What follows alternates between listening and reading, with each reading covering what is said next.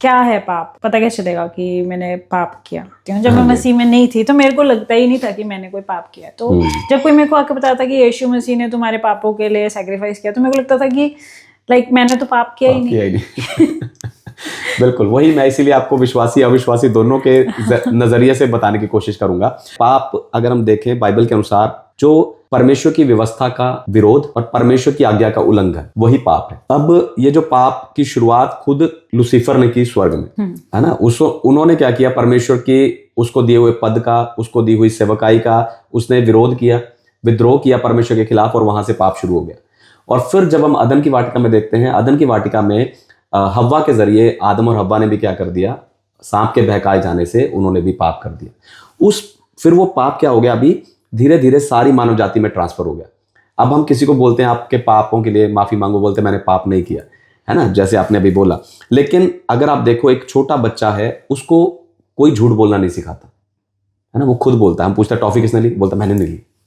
यानी पाप जो है वो पीढ़ी दर पीढ़ी आदम के द्वारा जो है मानव जाति में ट्रांसफर हो रहा है। एक छोटा बच्चा झूठ बोलना सीख गया अपने आप, माता पिता ने नहीं सिखाया, है ना। चोरी करना, खुद से उसने टॉफी लेके खा लिया, फिर झूठ भी बोल रहा है कि मैंने नहीं खाया।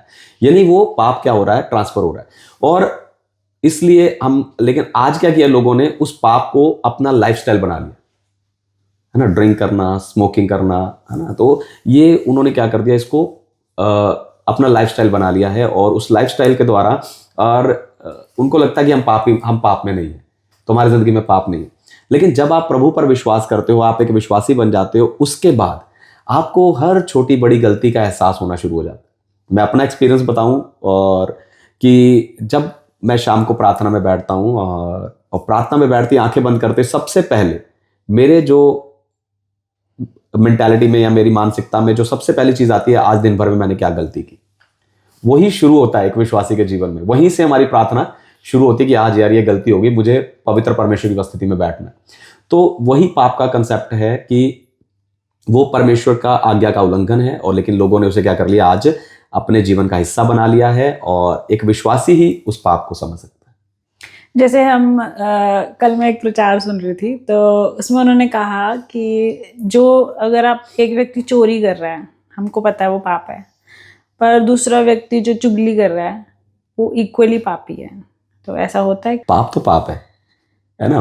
पाप का ऐसा कोई नहीं कि ये बड़ा पाप है, ये छोटा पाप है, ऐसा कुछ नहीं। लोगों की सोच में होता है कि ये बड़ा पाप कर दिया, है ना। मैं कम से कम, अब जैसे दो लोग मंदिर में प्रार्थना करने गए, एक चुंगी लेने वाला और एक फरीसी, उसने कहा प्रभु मैं इसकी तरह नहीं हूँ, है ना, मैं दान भी देता हूँ, मैं उपवास भी लेता हूँ, मैं दशमांश भी देता हूँ, मैं उपवास भी लेता हूँ।